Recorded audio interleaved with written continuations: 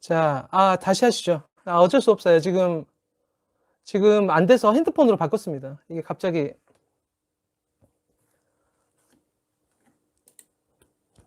지금 전체 공개가 돼 있나? 지금 볼게요.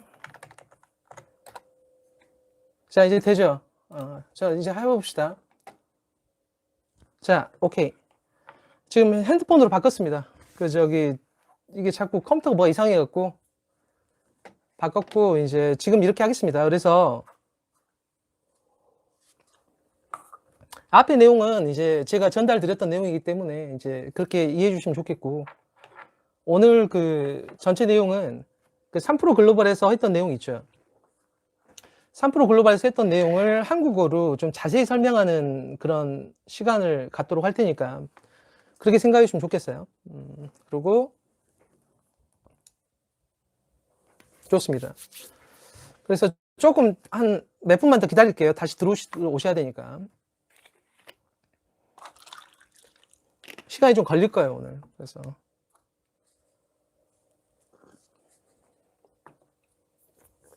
산프로 글로벌 채널은 현재 만들어져 있습니다. 만들어져 있고요. 거기 이제 1편과 2편이 올라와 있고 총 4편으로 되어 있어요. 그래서 좀 길어요. 2편도 시간이 거의 1시간 정도 되는, 1시간이 넘는 거라서. 자.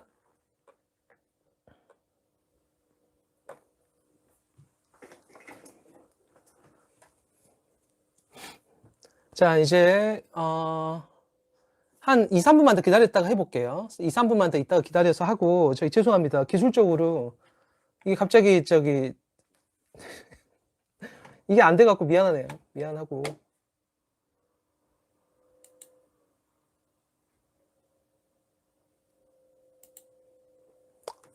자, 조금만 기다려볼게요.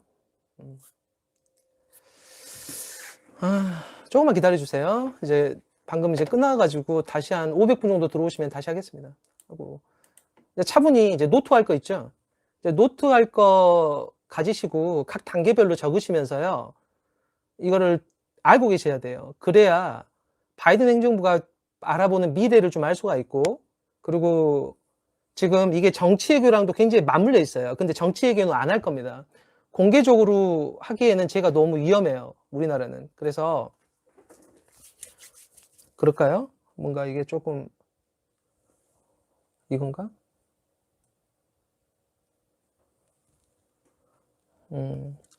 화질이 영 아니네.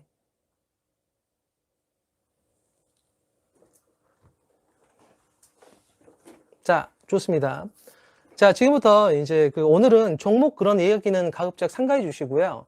전체 그림을 같이 그리는 날로 생각을 하시고, 그래서 저랑 그 전체 상황을 살펴보는 거. 자, 이렇게 하시면, 옛날 폰이요. 예. 화면이 좀 깨끗해졌나요? 화면 다시 한 번만.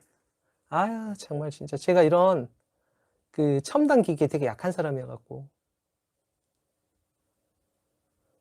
좀 괜찮아졌나 모르겠다. 자, 그래서 아무튼, 그래서 개인적으로 되게 웃기기도 한데, 제가 이렇게 사실 영어 하면 되게 웃겨요. 저도 이제 뭘 잘하겠어요, 제가. 저도 뭐 영어 잘하는 사람도 아닌데, 그래도 그 뜻이 대단하시잖아요. 진짜 멋있지 않아요? 그래서 이제 같이 이제 제가 좀 도움을 드리고 싶고, 마중물 정도라고 생각해 주시고요. 실제 뭐 유명한 분들이나 그런 분들이 많이 나오시겠죠, 이제. 자, 그렇게 생각해 주시면 좋겠고, 이제 얘기를 좀 시작해 볼게요. 먼저 트럼프 행정부에 대해서는 여러분들이 이제 어떻게 생각하시면 되냐면은, 트럼프 행정부는요, 기본적으로 트럼프 행정부가 경제 정책으로 보면은 이제 평가를 한다고 그러면 더 낫습니다. 더 나아요. 그러니까 트럼프 행정부가 훨씬 더 낫습니다. 경제적으로 보면은요. 경제 정책으로 보면 훨씬 낫다는 이유가 뭐냐면은, 기본적으로 트럼프 행정부에서 시작했던 게 뭐냐면 저유가예요. 그러니까 유가를 낮춘다는 그런 개념이에요. 그러니까 여러분이 기본적으로 왜 이렇게 물가가 비쌉니까? 이게 지금은 당장 그런데 한 5년 전, 6년 전만 해도 여러분이 물가가 비싸지 않았었죠. 그러니까 기본적으로다가 이제 미국과 중국이 거래하는 방식을 잘 보셔야 되는데, 미국이 원하는 게 있어요. 미국이 원하는 게 있으면 주는 게 있는 건데 지금 현재 전 세계적으로는 어떤 분위기가 팽배해 있냐면 미국은 주는 거 없이 혼자 다 먹는다 이거예요. 그러니까 한국말로 하면 돌싱한다고 그러잖아요.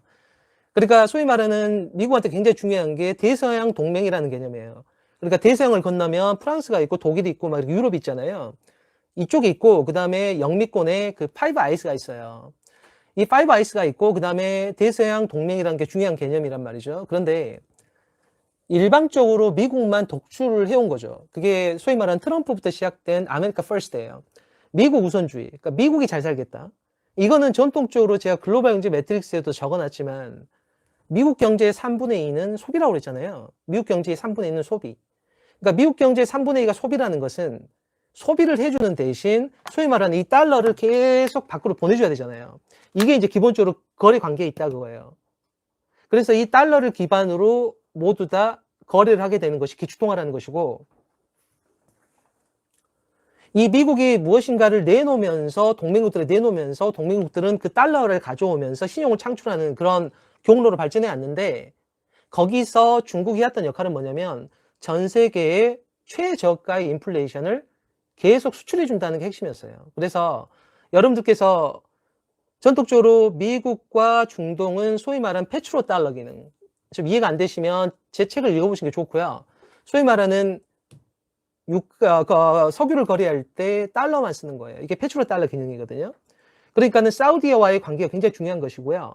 그리고 페트로 달러가 설정이 되면은 그러면 중동이 미국과 같이 가게 되고, 이 중동의 석유를 중국이 수입하면서 전 세계의 가장 낮은 인플레이션을 수출해주는, 이게 소위 말하는 글로벌 경제 매트릭스 기본 구조였어요. 그런데 트럼프 경제부터 시작을 해갖고는 나부터 먹고 살겠다. 그러니까 전통적인 소비시장보다는 나도 수출하겠고 제조업 같은 경우는 중국으로 가져오겠다. 이런 분위기가 확고해지기 시작하고요. 그리고 이제 바이든 행정부에서는 이게 소위 말하는 법제화가 되죠. 여러분이 아시는 IRA라든가 이제 칩세트라는 걸 통해서 미국 내에 공급망을 확보하겠다. 그리고 중국은 독자 노선으로 돌아가게 되는 것이고, 이제 독자 노선을 파고 가는 상황에 여러분이 브라질과의 무역 거래에서 모두 헤어러와 이안으로만 거래한다. 이런 뉴스를 듣게 되시는 거예요.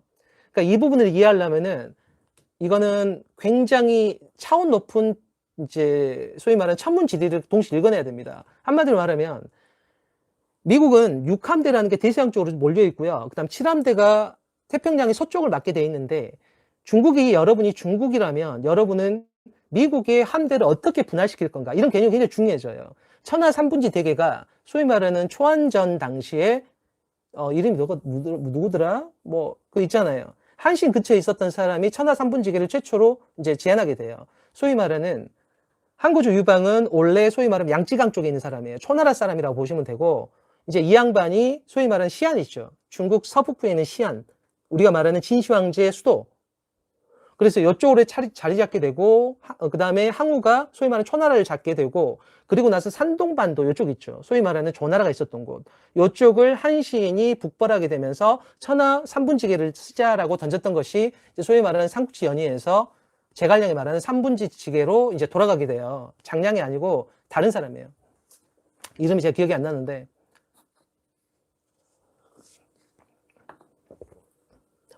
두자인데 이름이 기억이 안 나는데, 제가 좀 괴철인가 되겠다. 괴철인가 보다. 제가 이름이 좀 가물가물할 때가 많아갖고 괴철이 그랬어요. 그런 식으로 따지면 중국은 바다를 어떻게 나눌 거냐. 그럼 잘 생각해봐요. 소위 말하는 수에즈 운하부터 아덴만까지 연결되는, 즉 예멘 쪽에 있는 목항구 쪽에 연결되는 거 있죠. 이쪽 바다가 분할될 수가 있고, 또 하나 인도양이 분할될 수가 있고요.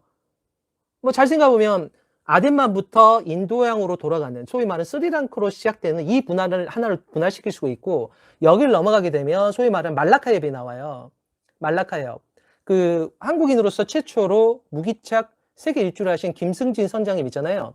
그분 유튜브 보시면 말라카 해협을 통과할 때 해적이 많다는 얘기가 나오는 것이고, 말라카 해협의 꼭다리에서 물류기지로 딱 자리 잡고 있는 게 싱가포르예요. 그리고 그 위쪽으로 올라가면 여러분이 아시는 사사군도 있죠. 소위 말하는 필리핀의 서쪽 바다, 그리고 베트남의 동쪽 바다, 그리고 하이난도의 남쪽, 말레이시아의 북쪽 바다가 돼요. 이쪽 바다로 또 분할을 하게 된단 말이죠. 그래서 중국이 해군력을 엄청나게 키운다는 얘기는 어떻게 생각하시면 되냐면, 그 해군력 갖고 뭐 할 것 같아요? 이렇게 전부 다 1대1로 쪽으로 쫓아다닌 거라고 생각하시면 됩니다. 그래서 중국이 생각하는 그 세계관은 한국인이 생각하는 거 수준을 넘어서요. 그러니까 여러분들이 한반도라는 곳이 동북아의 끝단에 있기 때문에 여러분들께서 고대사를 봤을 때 한국이 굉장히 위대하다. 물론 그 얌리아라는 문화권에서 파생된 뭐 아리안 쪽에서 소위 말하는 수미르 국가에서 환단고기는 이런 식으로 평가하기도 하지만 지정학적으로 봤을 때 동북아의 끝단에 있는 한반도는 문명의 전파 속도에서 가장 늦을 수밖에 없어요. 그럼 필연적인 거거든요. 그래서 우리가 살고 있는 한반도는 매우 치우쳐져 있는 곳이고 여기에서 소위 말하는 사막도 모르고요. 겨울은 알겠네요. 엄청 추우니까요. 뭐 그런 정도의 상황이고요. 근데 이 중국이 바라보는 거는 이제 바다도 분할시키는 거예요. 3분할로. 이 얘기는 너무 길어지니까 그만하기로 하고 이제 중국은 이렇게 독자 노선으로 가게 되고요. 미국은 미국 내로 제조업을 유치하겠다. 그리고 이제 독자 공급망을 확보하겠다. 여기에 이제 양안 전쟁이라는 게 이제 들어오게 되는 거예요. 그래서 그 얘기를 좀 들어보신 분도 있을 거예요. 제가 했던 얘기를.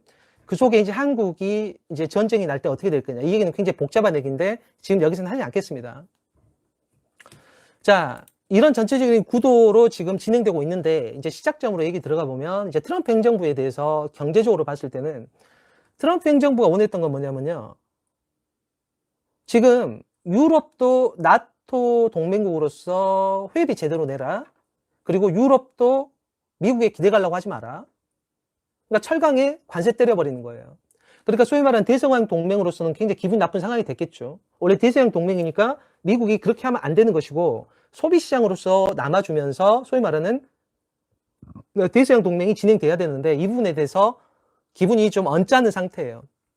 이게 여러분이 이제 프랑스가 중국과 LNG 수출할 때 위안화 거래했다는 그 뉴스로 나타나는 걸로 생각하시면 되고요.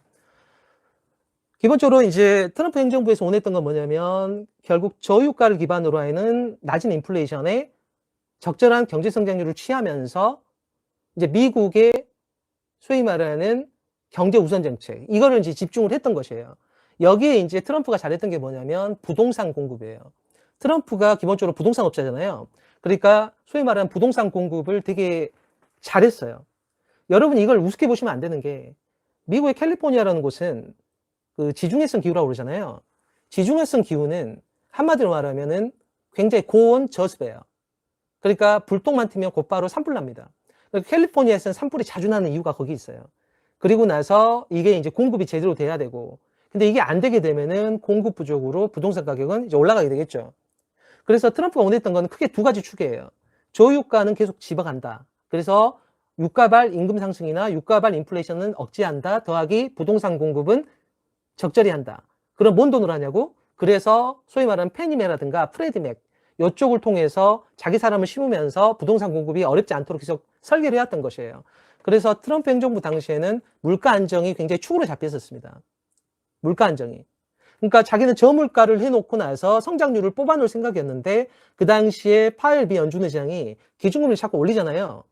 기준금리는 여러분에게 주는 엄청난 중력이라고 보면 돼요. 여러분이 탑건이라는 영화를 보면 무슨 나인지를 받는다 그런 얘기를 하잖아요. 그러니까 자기 체중에 나인지를 받는 거예요. 그러면 제가 100kg면 900kg 되는 거죠.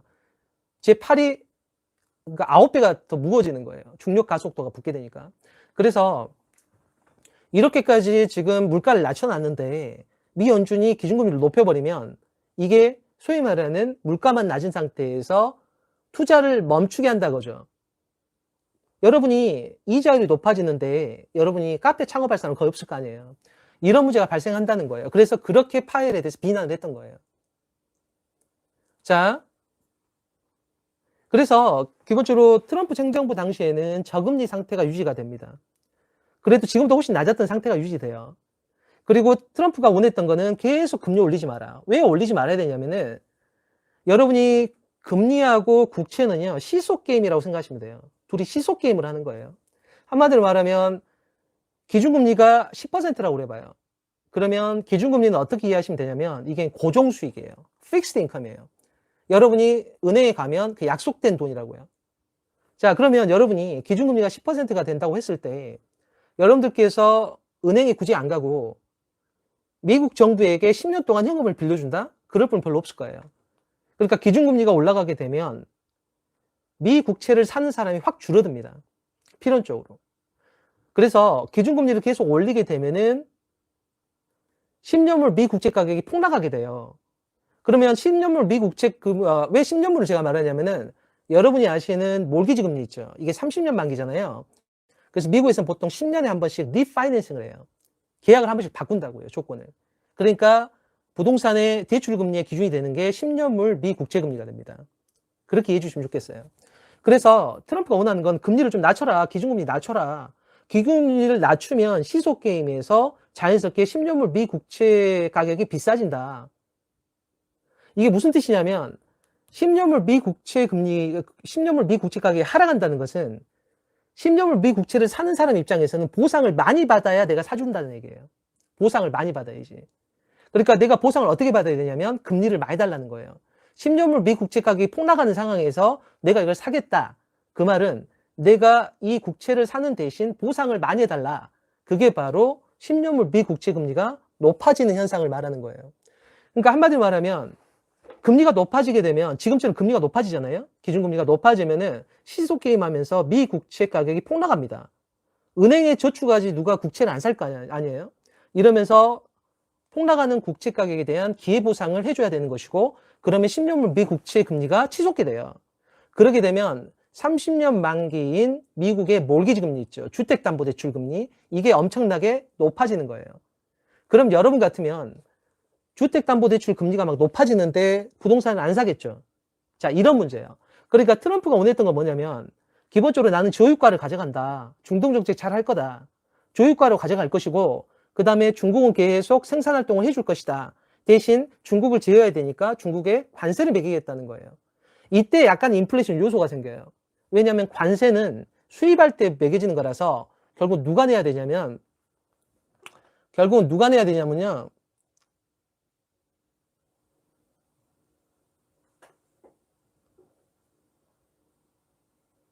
결국은 이제 미국 소비자들이 내야 되는 거예요.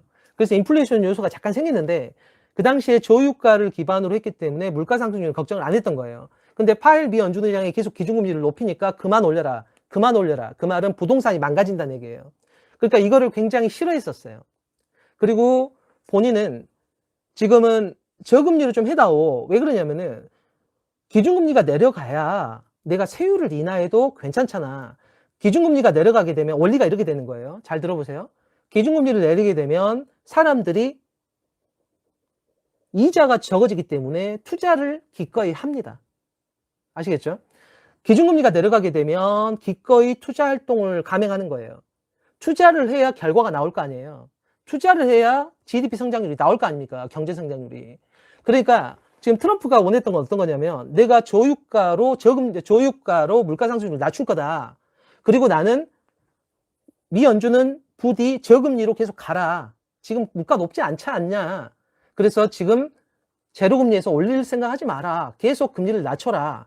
그래야 부동산 공급과 수요가 지켜진다. 그래야 내수가 진작된다는 얘기였고, 또 하나는 저금리를 유지해 줘야지 내가 지금 소득세부터 세율을 인하시킬 거다. 세율이 인하되면 사람들이 그만큼 현금 확보가 늘어나면서 투자 금액이 늘어난다. 이게 바로 아메리카 퍼스트고 미국의 경기 부양이라고 말을 하는 거예요. 그러니까 그 당시에 계속 기준금리를 내리라고 말했던 이유가 이것 때문에 그렇습니다. 그리고 나서 기준금리가 그러니까 뭐냐면 인플레이션이 낮았기 때문에 미국 소비자들이 부담해야 되는 이 관세 부담에 대해서는 걱정을 별로 안 하고 있었던 거예요. 그리고 중국 때리기를 했는데 관세로는 중국을 잡을 수 없죠. 자, 이런 상태였어요. 이게 이제 소위 말하는 트럼프 행정부의 기본 정책이었습니다. 자, 그리고 이제 바이든 행정부로 이제 넘어가게 되면은 이제 바이든 행정부를 이해하시려면은 크게 전제 조건을 4가지 정도를 좀 이해를 하셔야 돼요. 이게 막 하면 안 되고. 지금 제가 하는 거는 그러니까 순서대로 차분히 따라와야 됩니다. 일단은 그 전제 조건이 4가지가 있어요. 이제 바이든 행정부의 전제 조건 중에 이제 조건 1번이 뭐냐면은 시작과 동시에 고유가를 방치하게 돼요. 이게 진짜 이질적인 요소인데요. 바이든 행정부가 원하는 기치는 뭐였냐면 친환경 정책이에요. 친환경 정책. 그러니까 친환경 정책이라고 했을 때 제일 먼저 들어오는 게 CL가스였어요. 왜냐면 오바마 행정부 때 시작됐던 셰일가스가 트럼프 행정부 때 상당히 많이 유정이 개발됩니다. 노스다코다나 막 이런 쪽이요. 굉장히 크게 개발이 돼요. 굉장히 크게 개발이 되고, 미국에서 원했던 거는 이제 사우디에서 의존하던 그 석유를 셰일가스로 상당히 이제 치환한다는 그런 개념이었거든요. 그래서 트럼프 행정부 때는 국유지나 이런 곳에 생유 유정을 개발할 수 있는 권한을 많이 풀어줬어요, 그 당시에. 그런데 제 기억에 바이든 행정부에서 시작하자마자 첫 번째 아마 행정명령이 연방정부 소유지 내에서 신규 유정 있죠. 이거 착공금지였을 겁니다. 제 기억에 그래요. 아마 첫 번째 행정명령이었던 기억이 나요. 그러니까 트럼프 행정부에서 했던 건 안 된다는 거예요. 이렇게 들어가기 때문에 기본적으로 셰일가스 쪽에 신규 유정 착공이 불가능해지고요. 그리고 나서 이제 두 번째 원인하고 결부됩니다. 이게 여러분이 아시는 사우디아라비아의 카슈크지 암살 사건이랑 연결이 돼요. 이게 어떤 식으로 연결이 돼버리는 거냐면, 기본적으로 이제 카슈크지라는 이 언론인이죠. 이 언론인이 터키로 가 있다가 터키에 있는 사우디 대사관에 가게 돼요. 그런데 그 다음에 이제 사망하게 된 거예요. 그러니까 저 이제 살해당한 거죠. 그리고 이제 미국 이제 정보기관에서 이게 이제 사우디가 배우라는 걸 공개적으로 밝히게 되면서 그 배우의 이제 소위 말하는 명록혼자가 왕세자죠. 크라운 프린스인 이 빈 살만 왕세자임이 이제 특정이 됩니다. 이제 미국에 의해서. 이제 이렇게 되면 기본적으로 이제 사우디하고 미국과의 관계가 어떻게 되냐, 이게 문제예요. 그럼 사우디가 미국과 멀어지면 이 틈을 누가 들어오느냐? 이건 딱 답이 정해졌어요. 러시아 아니면 중국이거든요. 근데 러시아가 지금 전쟁으로 바꾸다면 이제 중국이 여기 들어올 수가 있는 거예요. 자, 이런 구조로 보시면 되고, 이제 또 하나는 이제 이 원인 두 번째로 지적되는 사우디의 카슈크지 암살 사건에서 중요한 건 뭐냐면, 이제 미국의 현재 여당이죠. 이제 민주당에서 사우디 대사관의 앞에 있는 길의 이름을 바꿔버립니다. 길 이름 자체를. 뭐로 바꿨냐면 카슈크지 로드로 이름을 바꿔버려요. 그러니까 사우디의 빈 살만 왕세자 입장에서는 대놓고 자신을 지금 모욕한 거하고 똑같은 상황이 된 거예요. 대사관 앞에 길을 이름을 바꿔버렸으니까요. 그래서 카슈크지 로드로 바꿔버리게 되니까 이제 사우디와 미국은 껄끄러운 관계가 되고 같이 가기가 어렵겠죠. 이런 가운데 과연 사우디의 아람코가 미국의 증시에 상장이 될 수 있느냐? 그건 불가능하죠. 될 수가 있는 일이 아니에요. 그러면서 사우디 증시에 아람코가 상장하게 되면서 소위 말하는 바이든 행정부와 사우디는 이제 머리가 쫙 멀어지게 되는 거죠. 머리가 멀어지게 돼요. 이 와중에 셰일가스를 규제하게 되니까 미국 내에서는 어떤 문제가 발생하게 되냐면 여지없이 전략적 비축률을 꺼낸다는 뉴스까지 나오게 되는 거예요, 상황이. 그래서 미국에서 셰일가스 업체들이 도산하고 여기를 규제를 때리니까 미국 내에서 원유 생산은 줄어들면서 사우디 쪽에 증산을 부탁해도 사우디가 인샬라 이런 식으로 하는 거예요. 신의 뜻대로. 이런 식으로 돼버리는 거죠. 그러면서 오페크에서 증산은 거의 이루어지지 않아요. 그 덕에 러시아는 꽤나 돈을 많이 벌게 됩니다. 왜냐하면 그때 유가가 엄청나게 폭등하게 돼요. 그래서 러시아는 노드스트림 1하고 새로 만든 노드스트림 2 있죠. 여기로 연결하면서 소위 말하는 고유가에서 지금 전쟁할 돈을 상당히 많이 벌어내게 됩니다.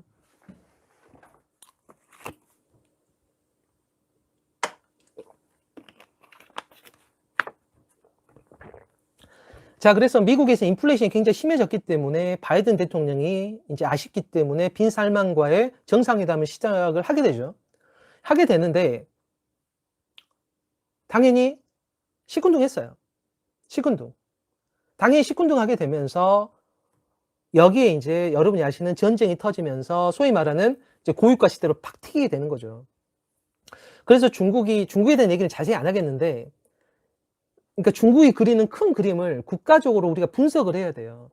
그러니까 중국에는 참 이런 말은 그렇지만 한국보다 세요. 그러니까 인프라 구성이나 이 천문지를 잇거나 힘의 균형이 흘러가는 그 세력의 포인트들을 보는 게 한국하고는 차원이 좀 달라요. 그래서 한국적인 사고방식으로 백날 봐봐야 중국을 이해할 수 없습니다. 그건 게임이 안 돼요. DNA 자체가 다르기 때문에 중국이 바라보는 해상에서의 3분 지대계가 어떤 식으로 분할이 되는지, 그리고 중국이 어느 날 갑자기 지금 사우디하고 거래하고 프랑스랑 거래하고 어느 날 갑자기 아프리카 대륙에서 광물 개발하고 어느 날 갑자기 브라질에서 지금 거래하겠어요? 아니라니까. 중국은 망할 것 같이 여러분들이 자꾸 오해를 생각을 하시지만 중국도 죽을 지경이긴 한데, 근데 중국은 그려가는 그림이 틀려요. 큰 그림이. 그래서 이 동북아에 조그만 반도에 있는 우리나라 정도의 생각으로 하면 안 돼요. 이런 말하면 되게 또 뭐 건방지다고 말할까봐 겁나는데, 뭐 말은 아끼겠습니다. 어찌됐든 국가적으로 분석을 잘 해봐야 돼요. 그러니까 우리나라 수준에서 생각하면 안 되고, 중국이 바라보는 해양 세력이나 이 많은 군사 플랫폼 갖고 뭐 할 거냐 고민을 해봐야 된다니까요. 그러니까 중국이 갖고 있는 해외 군사 기지 위치까지 다 파악을 하고 있어야 돼요. 과다로 항구가 앞으로 중요해질 수밖에 없다니까요. 이란이랑 같이 들어가게 되는 순간 과다로 항구를 통한 이 회랑 쪽 있죠. 이 회랑을 통해서 중국의 신장 위구르 쪽으로 연결되는 천연가스관이 설정될 것인가, 이런 것까지 생각을 해봐야 돼요. 우리가 한반도에 있으면서 우리는 하나도 모른다, 멀어갖고 잘 모르겠다, 이렇게 생각하면 안 된단 말입니다. 중국이 이란을 잡아가고 그 앞에 있는 UAE 있죠. UAE하고 기본적으로 사우디는 사이가 겁나게 안 좋아요. 왜 안 좋냐면 UAE에 알자지라 방송이 있잖아요. 그래서 제일 먼저 까는 곳이 보통 사우디 왕가입니다. 사우디 왕가고, 사우디하고 UAE하고 지금 이란을 같이 설정하면서 중국이 잡아가고 있어요. 그래서 사우디와 이란과의 이 대사관 설정을 한 게 중국의 이제 했던 역할이라고 지금 나오지 않습니까? 그래서 결국 나오는 건 어디냐면 결국 파키스탄의 과다르 항구가 중요하게 될 수밖에 없어요. 이쪽에서 1대1로 항구에 기착지기도 하지만 여기를 통해서 천연가스관이 과연 넘어갈 거냐, 이 부분이 과연 중국이 이제 생각하고 있는 부분일 거고요. 그래서 싱가포르를 우회할 수 있는, 그쪽은 해상, 그러니까 육지는 아마 그 파키스탄의 회랑을 통해서 가스관 설치에 대한 큰 그림을 진행할 것 같고, 그리고 해협적으로 보면 싱가포르를 따시키는 거 있죠. 싱가포르에 미 공군 기지가 있잖아요. 그 싱가포르를 따시키기 위해서 태국 위쪽에 있는 크라우나를 뚫으면서 곧바로 하이난도 쪽으로, 즉 우리가 말하는 사사군도 쪽으로 바로 빠지는 이 그림을 그릴 거예요. 그러니까 우리는 그럼 원양 작전을 어떻게 할 것이냐. 결국 이제 대만이 넘어가게 되면 소위 말하는 1도련선이 중국한테 넘어가요. 그럼 괌으로 연결되는 이 도련선으로 밀려나야 되는데, 이렇게 돼버리면 우리나 일본이나 원유 수송 루트가 완전히 크게 이제 박살나게 됩니다. 소위 말하는 말레이시아 동편, 필리핀 동편으로 돌아가야 돼요. 우리가 항로가. 이런 것들이 이제 중국이 밀어내려고 하는 그 도련선 개념이거든요. 그러니까 이런 것들에 대해서 이제 국가적으로 많은 이제 분석을 해봐야 돼요. 해봐야 되고, 미얀마 문제도 중국의 입김이 있을 수밖에 없어요. 이 얘기는 안 하겠습니다. 시간이 없으니까. 굳이 거기까지 얘기하고 싶진 않아요. 미얀마까지 하면 얘기가 너무 커지니까요. 근데 중국 입장에서 미얀마를 자기 편으로 만들어야 됩니다. 왜냐하면 그 이유가 있어요. 지정학적인 이유가 있으니까 그 부분은 뭐 전공하시나 이런 분들이 잘 아시겠죠. 당연히.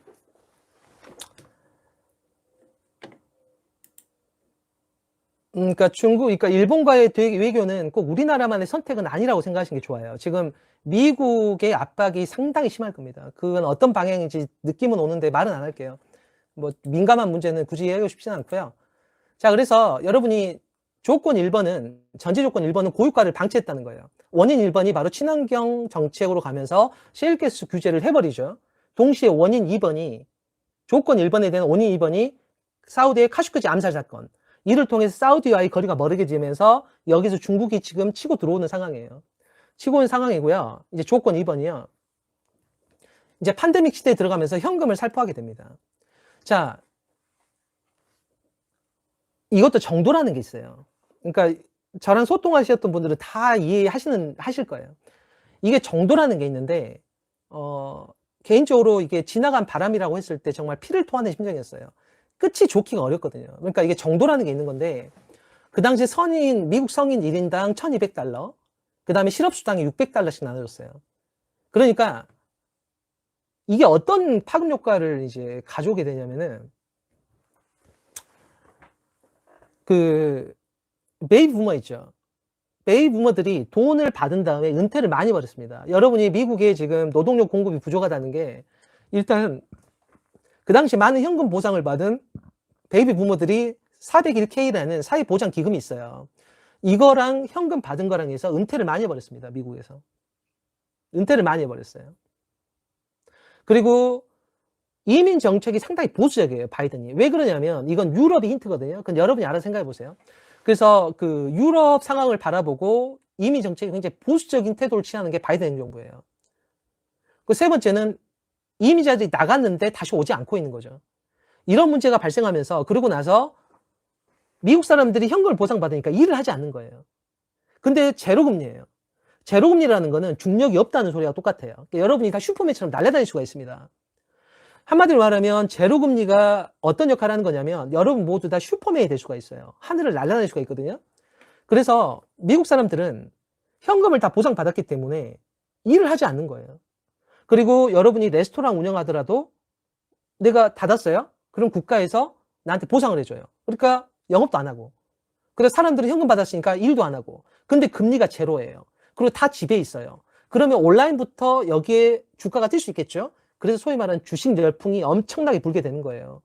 그러면서 저는 이 사람들을 저의 언어로 말할게요. 제가 이름 붙이기를 디지털 히피라고 전 부릅니다. 그러니까 디지털 히피가 미국에서 무지무지하게 늘어난 거예요. 그러니까 일단 베이비 부머들은 은퇴해버리고, 그 다음에 이민 정책은 보수적이라서 이민자가 별로 안 들어오고, 그리고 나서 젊은 층들은 현금 많이 받았으니까 이걸로 다 주식 투자하고 있고, 그러니까 노동 공급이 부족할 수밖에 없죠. 이게 부족할 수밖에 없다고요. 자, 그래서 팬데믹 시대에 현금 살포를 그러니까 해도 적당해야 되는데 좀 지나치게 했어요. 지나치게. 그러니까 너무너무 심하다고. 끝이 안 좋을지 알고 있었어요. 제가 정말 이게 참 문제가 있다고 생각하고 있었는데 팬데믹 시대에 현금을 너무 많이 살포를 했습니다. 그러니까 적당히 해야 되는데요. 이걸 너무너무 심하게 했어요. 자, 오늘 내용은 아마 공개하지 않을 거니까 기회 있을 때 잘 들으십시오. 그리고 이제 조건 이제 3번이 뭐냐면 우크라이나와 러시아의 전쟁이 발생하게 돼요. 우크라이나하고 러시아 전쟁. 우크라이나와 러시아 전쟁은 이제 제가 3프로TV 200만인가요? 그 기념 때 그때 얘기했던 게 있어요. 전쟁 빨리 안 끝난다고. 여기서부터 이제 공급망이 엄청 꼬이기 시작하면서 이제 소위 말하는 원자재 가격 급상승이 나오죠. 당연한 일이에요. 현금을요, 바이든 행정부 때 찍어도 진짜 너무 많이 찍어버린 상태에 전쟁이 나니까 달러로 표시된 원자재 가격이 엄청 급상승한 거예요. 바꿔서 미국 달러가 값이 떨어진 거죠. 그러니까 여름에 만약 협상이 안 되면 전쟁이 굉장히 길어지게 생겼어요. 지금 여름에 협상이 돼야 되는데 어쨌든 그 돈바스 쪽은 우크라이나가 웬만해서 가져가기 힘들 거예요. 상황 자체는. 그러니까 그렇게 생각하시면 되고 이제 조건 4번이 이제 중국 때리기가 되죠. 중국 때리기가 되고. 근데 여러분께서 이제 생각하실 건 뭐냐면은 길게 보면 중국이 좋아요. 미국이 좋아요. 길게 보면. 미국이 좋다고요. 왜 그러냐면은 지금 미국이 가지고 있는 공장 설치라는 거 있죠. 이게 장기적으로는 미국에 도움이 되는 것들이에요. 미국이 굉장히 도움이 되는 겁니다. 그러니까 여러분이 지금 IRA나 무슨 칩세트로 말하는 이 공장 설치라는 게 미국이 장기적으로 좋아요. 미국이 좋고 여기에 지금 이제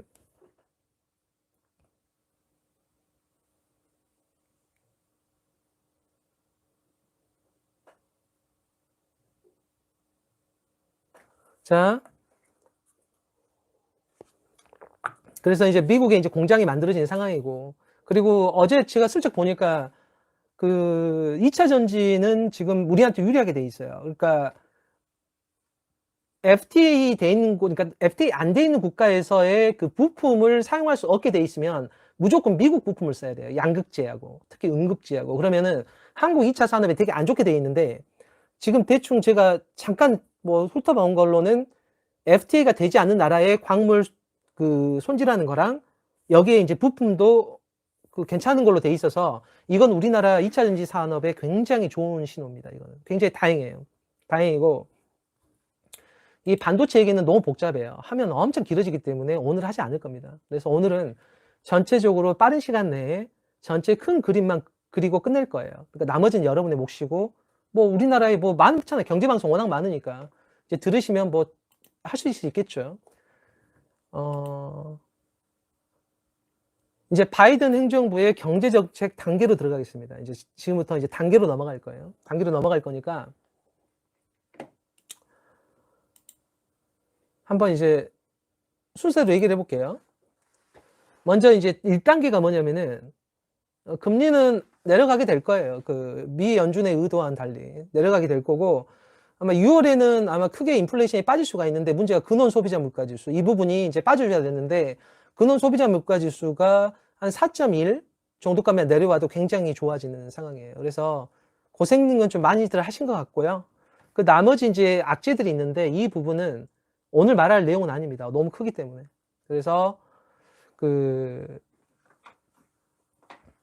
오늘은 이제 여러분들께 큰 그림 그려주는 걸로 해서 끝낼 겁니다. 그러니까 이게 제가 하는 사회적 환원이에요. 개인적으로는.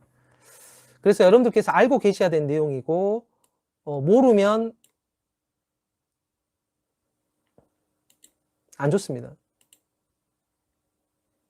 모른다고 말할 게 아니에요. 왜냐면 진짜 바쁘게 정치 외교적으로 굉장히 바쁘게 돌아가고 있어요. 그러니까 지금 미국이 원하는 한일 관계도 설정이 돼 있고 여기에 소위 말하는 이제 방산업체도 걸려 있고요.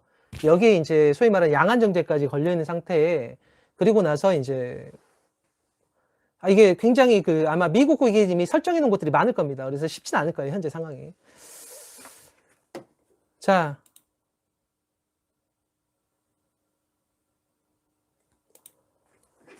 자, 바이든 행정부의 경제정책 단계를 이제 말하도록 하겠습니다. 먼저 1단계는 바이든 행정부가 시작하면서 이제 코로나가 터지면서요, 무제한 현금 살포를 하게 돼요. 이제 무제한 현금 살포를 하게 되면서 여기에 동시에 하나가 더 들어와요. 그게 연방 노동자 최저임금 상승을 시킵니다. 그러니까 여러분이 임금발 인플레이션은 무서워요. 굉장히 오래 갑니다. 임금발 인플레이션은 굉장히 오래 가요. 광범위하고. 그래서 무제한 현금 살포하고 연방 노동자 최저임금 상승을 동시에 때려버리는 거죠. 이러면서 인플레이션은 기정사실이었어요. 인플레이션 자체는 기정사실이었고요. 그러니까 여러분들께서 적어도 소통하신 분들은 그렇게 생각을 해줬으면 좋겠어요. 어떤 걸 말하는 거냐면 이게 마음이 가는 방향으로 하는 것이 다 좋은 게 아니에요. 돈은 막아끼는 것이고요. 돈은 쟁패의 대상이기 때문에 돈은 투쟁의 결과로 벌어지는 거지 이게 하늘에 떨어지는 개념으로 생각해서는 안 됩니다. 하늘에 떨어지는 개념으로 생각하게 되면 기본적으로 노동 의지가 상실되고요. 그리고 나서 이 자체가 공평한 분배라고 보기가 힘들어져요. 그러니까 결국 그러면 돈을 얻기 위해서 쟁취하는 노력이 부정당하는 거잖아요. 그러니까 이 부분은 우리가 양날의 검처럼 생각하고 있어야 돼요. 물론 사회복지라는 게 당연히 필요하겠죠. 그래서 사람이 수단이 아니라 목적이 돼야 됩니다. 이 정업 명령에 따라서. 이제 칸트가 원했던 게 바로 그런 것이었는데 물론 이제 윤리적인 부분에 봤을 때 그런 부분이 맞더라도 돈이라는 기본 속성은 이게 미래 가치가 있는 곳에 투자가 돼야 되고요. 미래 가치를 극대화시키는 곳에 그 돈의 쓰임이 돼야 돼요. 그래야 그 돈을 가지고 또 다른 미래 가치를 창출해내면서 여기서 덩치가 커지기 때문에 달라붙는 사람이 막 늘어나거든요. 이렇게 해서 나눠가는 돈들은 기본적으로 사람들이 원해서 수요가 발생해서 벌어가는 돈이기 때문에 굉장히 건전한 방향으로 진행할 수가 있는데 돈을 나눠 쓰듯이 넣어버리잖아요. 이렇게 돼버리면 하늘에 떨어진 돈이 되다 보면은 이거는 앉아서 기다리는 게 상수가 됩니다. 내가 왜 굳이 노력할 필요 없어지는 거잖아요. 그러니까 이런 부분에 대해서 생각해 볼 필요가 있고 그 당시에 이제 무제한 현금 살포를 해버리면서 연방 노동자 최저임금을 상승시켜버리니까 이건 인플레이션이 이미 100% 기정사실이 돼버린 상태였어요. 이 당시부터 이미 됐고요. 이제 2단계가 이제 코로나 시기에 노동 공급이 엄청 급감하게 되죠. 다 락다운이거든요. 락다운이니까 노동을 할 필요도 없는 거예요. 여기에 현금은 무제한으로 살펴버리니까 일단 노동을 할 사람이 없어집니다. 그래서 여러분이 그때 들었던 게 뭐냐면 한국 노동자들이 일 안 한다. 내가 한국 노동자인데 내가 크레인에 가서 왜 굳이 일하겠어요? 현금을 다 보상받고 있는데. 안 하죠. 그리고 일하고 오라고 그래도 사람들이 현금 받고 안 와요. 일을 이제 복귀를 하지 않는다고요. 그러면서 베이비 부모들이 대량 은퇴해버립니다. 이 당시에. 대량 은퇴를 해버리면서 임금 상승률이 급격히 올라가요. 노동 공급이 부족하니까. 그럼 이때 누군가 물어볼 수 있어요. 왜 이민 정책을 완화시키지 않느냐?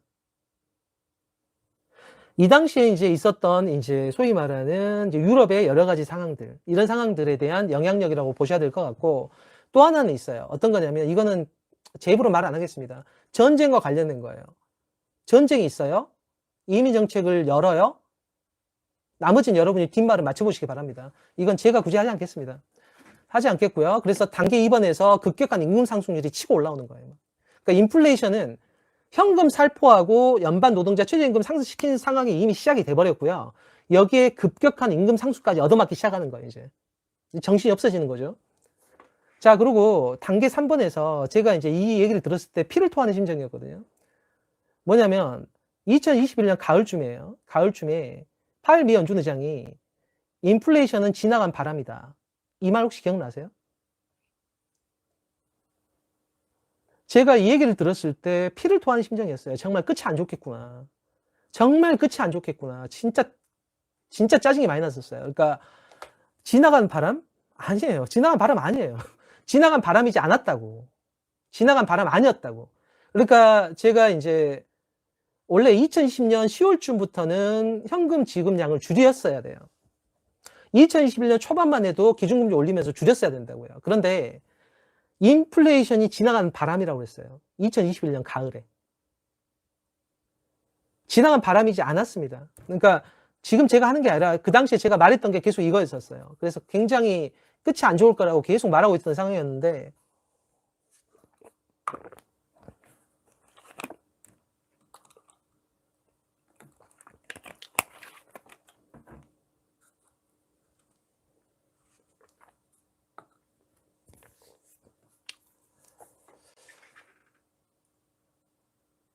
자, 그 정치적인 발언 하신 분이 있으면 그만하겠습니다. 저기 안 할 거예요. 여기 와서 저는 아쉬운 거 없습니다. 거듭 말하지만. 전 지금 끊어버려도 상관없어요, 전혀. 그러니까 정치적인 얘기, 여기서 그런 얘기 하시는 분이 있으시면은 그냥 안 할 겁니다. 그냥. 알아서 하세요, 그냥. 이거는 제가 사회적 환원으로서 지금 하고 있는 거니까 얘기를 잘 들어보시면 좋겠어요. 자, 이 단계 3번에서 2021년 가을 파웰 미 연준 의장이 인플레이션 지나간 바람이다. 그러나 바람이 아니었다고요. 이제 두드러 맞을 준비를 해야 되는 거예요. 그리고 이제 단계 4번으로 가겠습니다. 이제 단계 4번. 단계 4번은 드디어 2021년 12월 그때 인플레이션이 이제 7.5%를 이제 치기 시작하는 거예요. 인플레이션 7.5%. 말이 7.5%지만 굉장히 높은 수치예요. 근데 이게 이미 예정돼 있었다고요. 고유가 때려버리고 사우디와의 관계 개선 되지 않으면서 무제한 현금 살포하고 연방 노동자 최저임금을 올려버리니까 이 자체로 노동력 감소되면서 현금발 인플레이션 올라가고 여기에 급격한 임금 상승률 콤보로 맞고 공급망이 막혀버리면서 수입 물가 띄어버리고 그리고 현금을 워낙 많이 풀면서 제로금리로 때려버리니까 미국 달러와의 가치가 폭락하면서 수입 물가가 확 튀어버리는 거예요. 이 네 가지가 다 콤보라고, 콤보 지금. 이해되시죠? 다시 말씀드릴게요. 지금 기본적으로 고유가로 뽑아내요. 자기가 저유가를 시대를 저물게 하면서 셰일가스를 막아버리니까 고유가로 전환이 되는 상황에 무제한 현금 살포가 들어오고 연방 노동자 최저임금으로 상승시켜버리니까 여기에 두드려 맞으면서요. 여기에 현금 살포를 한 만큼 현금발 물가 상승률이 나오고 고유가발 임금 상승률 나오고 여기에 코로나 시기에 노동 공급 급감하면서 베이비 부모들 싹 은퇴해버리니까 임금 상승률이 막 치고 올라오고 여기에 소위 말하는 공급망이 묶이게 되죠. 코로나 때. 이러면서 인플레이션이 드디어 막 7.5% 뚫어 맞는 거예요. 이 당시에 파웰 미 연준 의장이 했던 것은 지나간 바람이라고 그랬어요. 여기에 겹쳤던 게 바로 자동차, 반도체 수급 부족이었습니다. 무슨 말이냐면은 여러분이 반도체를 말할 때는 이 미세 공정이 아니에요. 제가 말하는 거는. 자동차용은 뭐냐면 여러분이 최근에 언제부턴가 앰비언트 라이트라는 얘기를 가끔 많이 쓰시잖아요. 차 안에. 언제부터 우리가 앰비언트 라이트를 썼다고 그걸 쓰겠어요? 근데 이게 벤츠 S클래스에서 W222 여기서부터 S클래스부터 소위 말하는 앰비언트 라이트로 깔게 되죠. 그러면서 여기서부터 차량용 반도체, 자율주행이 들어가면서 어마어마하게 반도체 수요가 늘어나요. 근데 이 반도체들은 기본적으로 차는 체적이 크잖아요. 핸드폰은 체적이 조그마지만 그래서 미세 공정이 아니라 뭐 25나노, 뭐 20나노 이상의 레거시 공정이에요. 즉 예전 공정이라고요. 그래서 이게 돈이 안 됩니다. 이게 돈이 안 돼요. 그러니까 삼성전자나 SK하이닉스가 거의 안 하는 거죠. 근데 미국의 마이크론도 잘 안 해요. 그래서 전통적인 반도체 생산 업체들이 있어요. 보시라든가 이런 게 있는데 이쪽에서 캐파를 안 늘립니다. 왜냐면 돈이 안 되니까. 레거시 공정이라서 돈이 안 돼요. 근데 지금 반도체 수요는 늘어난 거예요. 자율주행이 들어오게 되면서 반도체 수요는 엄청 늘어나는데 자동차 반도체예요. 이게 엄청 늘어나는데 소위 말하는 대형 업체들 있죠. 마이크론이나 SK하이닉스나 무슨 뭐 삼성 일렉트로닉스나 이런 데 투자를 안 하는 것이죠.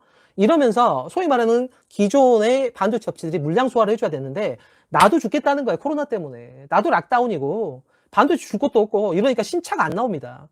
신차가 안 나오면서 엄청나게 신차 프리미엄이 붙게 되고 여기에 중고차 가격 막 더블 3배로 올라가게 되면서 이제 우리가 말하는 인플레 시대가 딱 고착이 되는 거예요. 이해되시죠? 단계 4번까지.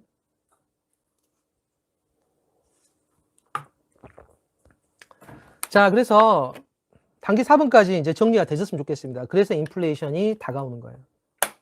다가왔어요. 근데 파웰 미 연준 의장은 지나간 바람이래요. 저는 그 얘기를 들었을 때 뭐 할 말을 하지 않겠습니다. 그냥 할 말을 안 할게요. 그냥 되게 아무튼 그랬어요.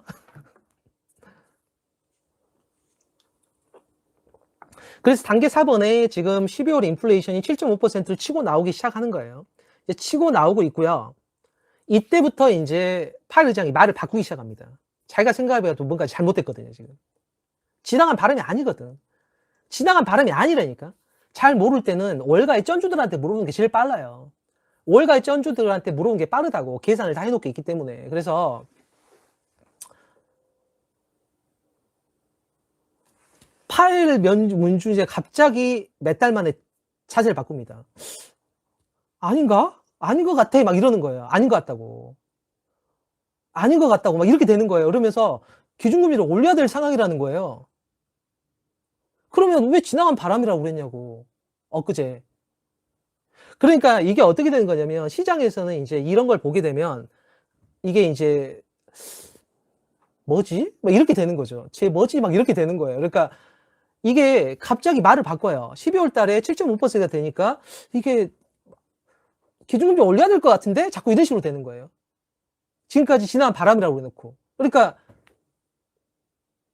저는 그때 굉장히 뭐냐면 이게 되게 어이가 없었어요. 그래서 그래. 그럴 줄 알았어. 그런 정도밖에 생각이 안 됐었고. 자, 다시 한번 기준금리 얘기가 나왔죠. 이제 시속 게임을 합시다, 우리. 기준금리 왼손, 오른손은 국채예요. 항상 여러분이 저하고 소통을 안 하고 혼자 갈 때는 기준금리 얘기가 나오면 왼손, 오른손 놓고요. 왼손이 기준금리, 오른손이 미국채예요. 알았죠? 그래서 미국채를 올리게 되면, 그러니까 기준금리 올리게 되면 어떻게 되죠? 여러분이 은행에 예금하러 가겠죠? 은행에 예금하러 갈 거 아니에요. 그러니까 기준금리를 올리게 되면 은행으로 돈이 몰립니다. 그러면 이 돈이 국채에서 빠져나오겠죠. 그러니까 미국채를 팔아버리는 거예요. 미국채를 팔아버린다고. 여기서 문제가 뭐냐면 미국채를 자산으로, 안전자산으로 갖고 있었던 금융기관들은 어떻게 되느냐. 두드러 맞는 거예요. 내가 자산 계정에 미국채를 안전자산으로 보유하고 있었는데 갑자기 파웰 미 연준 의장이 지나간 바람이 있다고 해놓고 엊그제 그랬는데 오늘 갑자기 해갖고 기준금리를 올려야 되겠는데 갑자기 이러는 거예요. 이런 식으로 되면 이 시속게임에서 기준금리가 올라가게 되면 미국채 가격이 하락하겠죠. 그러면 미국채 가격이 하락하게 되면 미국채 금리는 어떻게 되겠어요? 올라가겠죠. 왜냐면 미국채가 하락한 만큼 기회보상을 해줘야 우리가 미국채를 살 거 아니에요. 그래서 기회보상이 바로 미국채 금리가 된다고요. 아시겠죠? 그래서 파웰 미 연준 의장이 지나간 바람이라고 말해놓고 갑자기 기준금리를 올린대요. 그래버리면 시속게임을 해야 되기 때문에 미국 기준금리가 올라가게 되면 미국채 가격은 하락하겠죠. 그럼 하락한 만큼 기회보상을 해줘야 미국채를 살 거니까. 그래서 미국채 가격이 폭락하게 되는 거예요. 미국채 가격이 폭락하니까 미국채 금리가 막 뜁니다. 그러면 10년물 미국채 금리가 뛰어버리면 몰기지 금리가 뛰어버리겠죠. 그럼 부동산이 충격이 오는 거예요. 동시에 그동안 제로금리였죠. 제로금리. 미국채 금리가 빵이야, 빵. 그러니까 미국의 기준금리가 빵 %라고. 제로금리. 그래서 미국채 가격이 하늘 높이 비쌌다고요. 아셨죠? 이렇게 돼 있었다고. 그래서 미국채가 안전자산이니까 미국채를 어마무시하게 많이 샀다고요. 금융기관들이. 그리고 자산 계정을 빵빵하게 불린 거예요. 그리고 제로금리니까 대출 해준 거죠. 아시겠어요? 이해되세요? 다시 한 번 말하는데 항상 기준금리를 말할 때는 기준금리 미국채가 있는데 기준금리를 0%로 내렸다. 그러면 미국채 가격이 퐁 뛰는 거예요. 그래서 기회보상을 안 해줘도 사람들이 국채를 다 사러 옵니다. 아시겠어요? 그러니까 은행들은 이걸 미국채를 안전자산이라고 생각하고 다 쥐고 있는 거예요. 그래서 자산 계정이 빵빵하게 불었겠죠. 이렇게. 그래서 대출을 막 날려주는 겁니다. 왜? 저가로. 제로금리니까. 그래서 현금을 다 받았던 미국의 디지털 히피들은 대출까지 받아갖고 다 줌이라든가 구글 이런데 지금 메타버스 하면서 주유투자하고 있었던 거예요. 아시겠죠? 그런데 단계 4번에서 2021년 12월에 인플레이션이 7.5%를 때려버리니까 파일 미 연준의장이 기준금리를 올려야 될 것 같은데 말을 갑자기 바꿔버리는 거예요. 그러면 너 왜 지나간 바람이라고 그랬어? 설명을 안 해요. 그런 말 들리지도 않는다고 말을 하니까. 그러면서 곧바로 기준금리를 올린다고 하니까 미국채 가격이 폭락하겠죠. 그래서 미국채 금리가 엄청나게 올라가는 거예요. 아시겠죠? 그러면 몰기지 대출금리가 올라버리겠죠. 그러면 여러분이 30년 만기 대출금리를 몰기지 금리를 받은 사람 입장에서는 리파이낸싱을 안 하려고 그럴 거잖아요. 왜냐하면 과거보다 조건이 안 좋아지니까. 그래서 부동산 경기 악화될 수밖에 없어요. 이렇게 되면. 여기에 지금 바이든 행정부가 못하는 게 뭐냐면 부동산 공급을 잘 못해요. 그러니까 트럼프 행정부는 이게 부동산 업자 출신이어갖고 부동산 공급에 굉장히 신경을 많이 썼어요. 그런데 바이든 행정부는 그게 아니에요. 부동산 공급에 그다지 신경을 많이 못 썼습니다. 이런 문제가 있으면서 부동산 공급은 안 되면서 부동산 공급이 안 되니까 공급이 모자라는 거예요. 그러니까 대출금리가 올라가도 꾸역꾸역 부동산 경기는 계속 진행됐던 것이고. 아시겠죠? 이게 단계 4번이에요. 오늘은 뭐 5,000명 정도 되면 실시간 참여자 5,000명 되면 제가 다시 공개를 할 수도 있고 아니면 안 할 거예요. 그러니까 그거는 뭐 나서 끝에 보십시다. 5,000명 안 되면 관둘 거고 5,000명 넘으면 영상 공개하고 안 되면 그냥 오늘 끝나면 끝낼 거예요. 자, 그렇게 생각하시고 이제 단계 5번으로 갈게요. 이제 단계 5번. 이제 단계 5번으로 갑니다. 자, 단계 5번은 뭐냐면 단계 4번에서 인플레이션 7.5% 얻어맞고 나서 갑자기 기준금리를 올린다고 하잖아요. 그러니까 미국 월가의 쩐주든 계산을 해봐야 되는 거예요. 야, 그러면 야, 기준금리 피크가 얼마야? 제일 중요한 게 뭐냐? 피크에 피크. 기준금리 피크가 얼마냐고. 피크가 설정이 돼야 돼요. 그래야 플랜이 나오거든요. 근데 기준금리를 막 올리는 단계에서는 이게 피크가 안 나옵니다. 피크가 안 나와요. 지금 생각해보니까 야, 인플레이션 7.5%래. 7.5%. 그러면 기준금리가 고박이 2배가 인플레이션을 잡는다고 보면 그러면 기준금리가 3%면 곱하기 2 하면 6% 인플레이션을 먹는다. 그럼 3%까지 올라가고 지금 현재 7.5%니까 둘이 빼면 1.5%가 남는데 인플레이션이. 그럼 미국 경제 성장률이 얼마야? 1.5고 2.5% 나오면 플러스 1% 성장인가? 이렇게 계산을 하게 된다 그 말이에요. 아시겠죠? 그래서 그 당시 미국 전주들은 굉장히 바쁘게 계산을 합니다. 그러니까 여러분이 한국적인 사고로 이게 금융시장을 바라보시면 안 돼요. 미국 전주들은 세력도 크고요. 머리도 진짜 좋아요. 그래서 나오자마자 곧바로 시뮬레이션 하면서 계산하고 있을 거예요. 저도 3월의 변곡점과 6월 달에 인플레이션의 큰 폭의 하락 이 부분에 대해서 시뮬레이션 하면서 계산하듯이 거기는 사람도 더 많으니까 더 빨리 하겠죠. 이거는 이제 작년 10월이면 벌써 계산할 수 있었고 어찌됐든 지금 전주들은 계산을 하고 싶은데 지금 올리는 중이 되는 거예요. 올리는 중이면 역으로 할 수밖에 없어요. 역산으로. 그러면 인플레이션 7.5%고 그러면 기준금리가 3%가 됐을 때 얘가 2배를 잡아먹는다. 인플레이션. 그럼 3% 곱하기 2를 하면 6%. 그러면 인플레이션 7.5에서 6%를 빼면 인플레이션 플러스 1.5%가 나온다. 그러면 중요한 게 미국의 GDP 성장률이 되는 거예요. 얘가 2%면 플러스 0.5는 성장할 수가 있는 것이고 이제 이러면서 성장률 문제가 자꾸 나오는 게 되는 거예요. 단계 5번에 가면. 그래서 시장에서는 쩐주들은 계속 기준금리 인상 피크가 어디냐 도대체. 그런데 인플레이션이 8% 넘어가는 거죠. 막 이렇게. 그러니까 그러면 8% 넘어가고 이게 9%면 어떻게 되는 거예요? 인플레이션 9%? 그러면 기준금리가 4.5, 기준금리가 4%, 그럼 곱하기 2 하면 8%, 그러면 1% 이렇게 할 거냐? 인플레이션 4% 곱하기 2배가 아니라 1.5만 잡는다. 나머지 뺀 거 여기서 경제성장률로 실질적으로 플러스를 시킬 수 있냐? 이런 계산을 계속 해야 되는 거예요. 이 단계가 어디냐면 단계 5번입니다. 그래서 시장이 우왕좌왕할 수밖에 없었어요. 단계 5번에. 우왕좌왕하는 중에 어떤 일이 발생했냐면 미 국채가 폭락하는 거예요. 왜? 기준금리를 계속 높이니까. 시속 게임에서 계속 이렇게 바뀌니까요. 기준금리를 피크는 몰라요. 계속 올린다고만 하니까. 그래서 0.5%씩 막 올리는 거죠. 그래서 계속 기준금리를 올리니까 어떻게 됐어요? 미 국채는 계속 가격이 폭락하겠죠. 근데 내가 은행이 안전자산이라고 다 부여잡고 있었던 거예요. 그래서 난 자산이 많은 은행이니까 대출도 막 해줄 거야. 제로금리였으니까. 이렇게 해놨는데 와 갑자기 상황이 바뀐 거예요. 막 기준금리를 막 높여버리니까 내가 갖고 있던 국채가 아이스크림처럼 녹아버리는 거예요. 그러면 자산 항목이 막 줄어버리겠죠, 은행이. 그럼 겁날 거 아니에요. 야, 그럼 대출 빨리 해소해. 대출 빨리 해소해. 근데 배째라는 거예요. 장사가 안 된다고. 배째라고. 이런 애들이 자꾸 존재하는 거죠. 그 중에 터진 게 바로 SBV예요. 아시겠죠? 그 문제는 끝났습니다. 크레딧 스위스도 끝났어요. 그리고 도이치방크도 끝난 문제니까 그 자체는 지금 당장 큰 문제가 안 돼요. 제가 끝났다고 그러면 끝난 거예요. 보시면 알아요. 제가 헛소리 하는 거 봤어요. 자, 단계 5번에서 계속 이제 최종 금리 있죠. 피크를 막 계산해야 되는 거예요. 피크를 계산해야 그때 GDP 성장률 예측치랑 봐갖고 내가 투자를 할 건가 말 건가 계속 결정을 해야 돼요. 계속 결정을 해야 되거든요. 근데 제일 단계 5번에서 가장 크게 나오는 게 바로 뭐냐면 미 국채 가격이 폭락한다는 거예요. 기준금리를 올리면 올릴수록 미 국채 가격은 폭락을 하게 되면서 미국 은행들의 자산이 녹아버립니다. 막. 지금 물이 별로 없어졌잖아요. 원래 이게 미 국채란 말이에요. 내가 이게 목마를 때 쓰려고 갖고 있었던 소중한 물이야. 근데 안 마시지도 않았는데 갑자기 이거밖에 안 남았다니까? 이거 어디 갔냐고. 기준금리를 올리니까 다 증발해버린 거예요. 야, 그럼 물 빨리 채워. 빨리 채워. 근데 물을 채울 사람이 없어. 다들 장사가 안 된다잖아요. 다들 장사가 안 된대. 그러니까 여기다 물을 채워줄 사람이 없는 거야.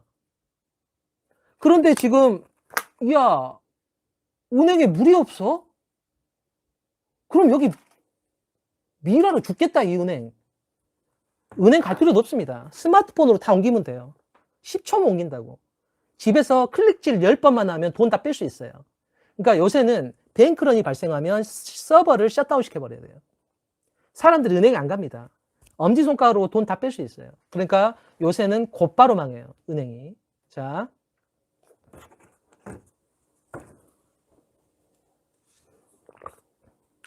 자, 일단 단계 5번까지 설명을 드렸습니다. 이제 단계 6번이에요. 단계 6번. 이제 단계 6번으로 갈게요. 지금부터는 이제 이건 잘 들으셔야 돼요. 이거는 여러분이 좀 기술적인 문제라서 잘 들으셔야 돼요. 특히 단계 6번.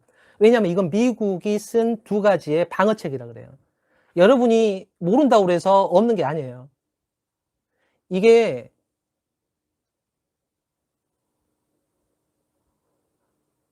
없다고 내가 모른다고 해서 없는 게 아니라고. 자, 그래서 미국은 이제 미 국채가 박살이 나면 일단 금융권이 박살이 날 확률이 높아지는 거죠. 미 국채가 박살이 나면 당연히 부동산이 박살이 날 수가 있어요. 따라서 또 하나는 미 국채가 박살이 나면 국채는 유동성의 엄마라고 보시면 돼요. 아시겠어요? 국채는 유동성의 엄마. 그러니까 유동성의 엄마가 국채예요. 아시겠죠? 유동성의 엄마. 유동성의 엄마가 국채다.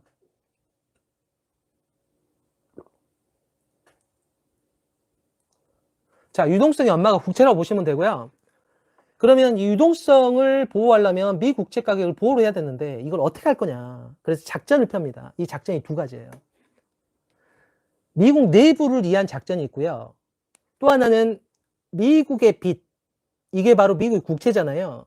이거를 빚이라고 부르는 자는, 그 나라는 달러화를 빼버릴 겁니다. 아시겠어요? 그래서 미 국채를 감히 빚이라고 부르는 나라는 달러화를 빼버리겠다고. 이게 바로 미국이 갖고 있는 기축통화의 힘이죠. 제가 글로벌 매트릭스에 적어놨던 부분들이에요. 따라서 미 국채는 여러분이 빚이라고 말하면 안 되고 미 국채는 안전자산이라고 말해야 돼. 안전자산. 아시겠죠? 그러니까 미 국채는 안전자산이에요. 이걸 빚이라고 부르는 나라는 달러를 빼버릴 거니까. 그래서 이 안전자산이므로 안전을 좋아하는 금융기관은 당연히 미 국채를 사야겠죠. 여기서 가장 안전을 좋아하는 금융기관이 어디냐면 여러분이 아시는 중앙은행들이에요. 연금도 마찬가지고 각국의 중앙은행들은 팽창하는 게 목적이 아니고 신용을 보호하고 있는 게 가장 중요해요. 마치 닭이 계란을 품고 있는 것처럼. 그래서 이 신용을 창출하기 위해서 안전자산을 머금고 있어야 되고 이 안전자산이 뭐냐면 절대 망할 리가 없다고 보는 미국이 발행한 빚. 왜냐하면 미국은 성장할 거니까. 미국은 경제의 3분의 1가 소비고 소비를 할수록 성장을 하고 성장한 만큼 달러를 찍어내고 그 달러를 소비하면서 외국에 보내주고 외국은 그 달러를 성장하는 미국의 달러를 가지고 있으면서 신용으로 삼고 있고 그중에 안전자산이 국채랑 바꾸고 그래서 미 국채를 중앙은행들이 다 품고 있으면서 나는 안전하다.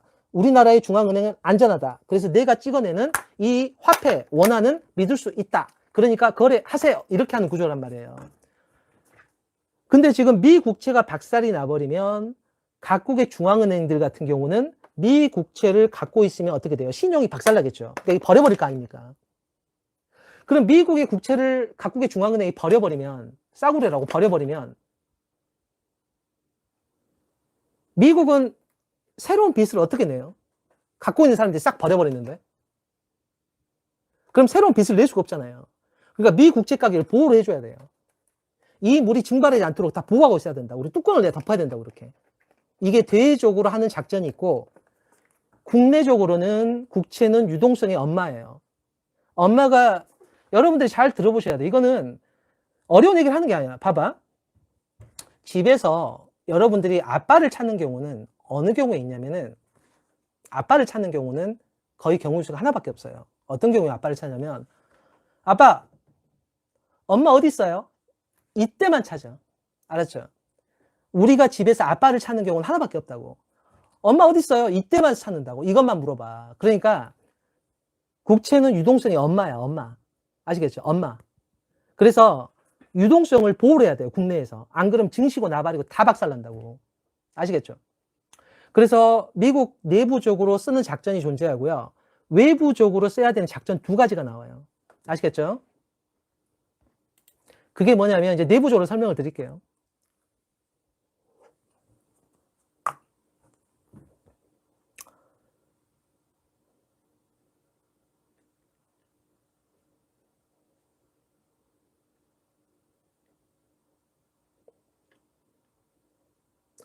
자, 내부적으로 지금 미 국채를 보호하는 방식이 뭐냐면 여러분 혹시 이런 말 들어보실지 모르겠어요. 스탠딩 레포라고.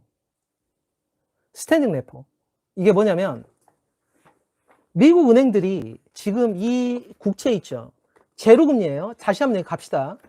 제로금리가 있고 이 국채가 있어. 제로금리가 국채가 있는데 이게 제로금리일 때는 금리가 아주 찌그러져 있잖아요.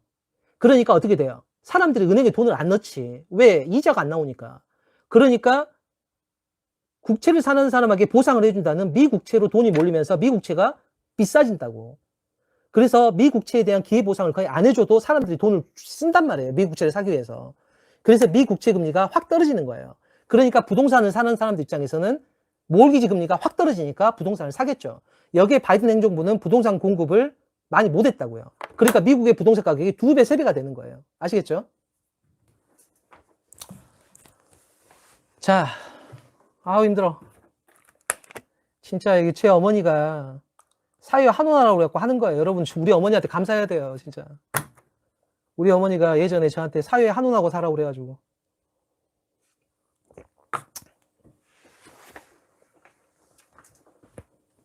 아무튼 5,000명 안 되면 안 올릴 거니까 봅시다. 마지막까지.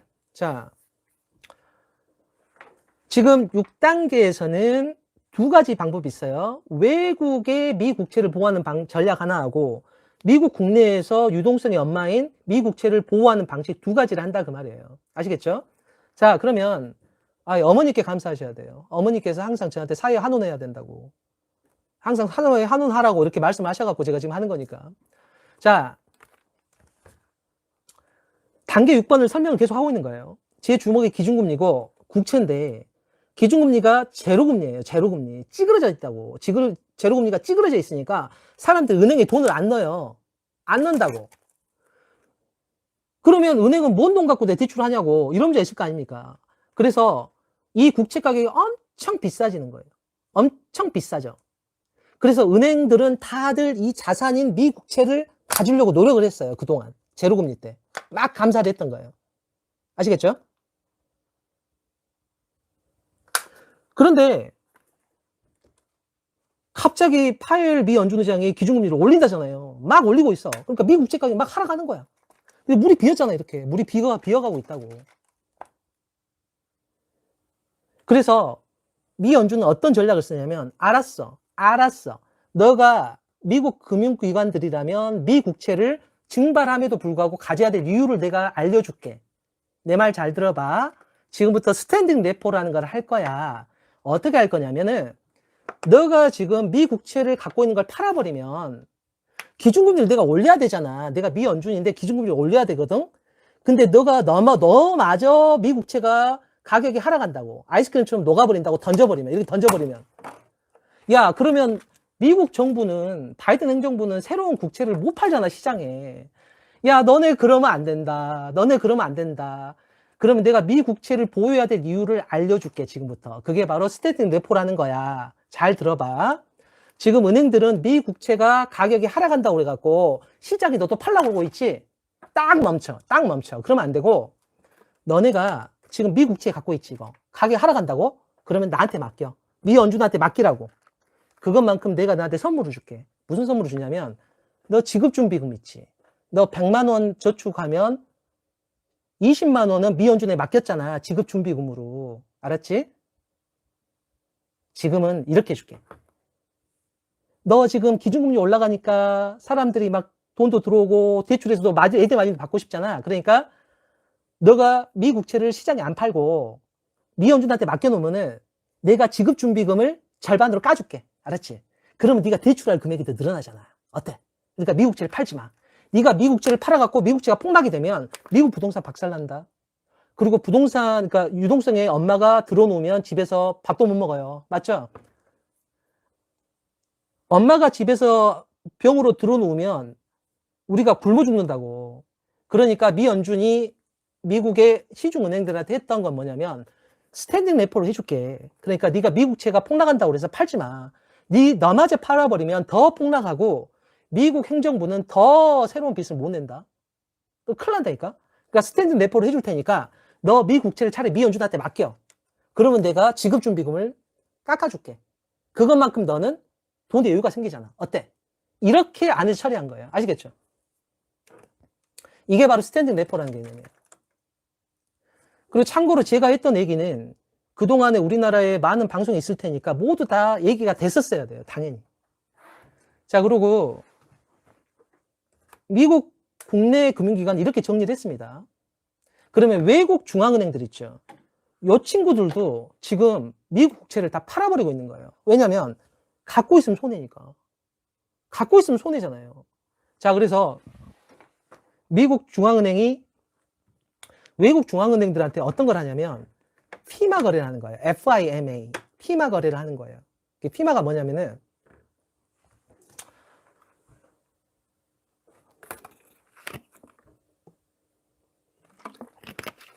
잘 들으셔야 돼요. 기준금리가 있고 미국채가 있어. 알았지? 근데 지금 지나가는 바람이라고 했어요. 파웰 미 연준 의장이. 그런데 갑자기 아니라잖아요. 기준금리 올려야겠대. 그러면 임용록의 법칙이 있죠. 혹시 저를 안 하시는 분은 다 임용록의 법칙 아시죠? 이자율 환율, 이자율 환율, 이자율 환율,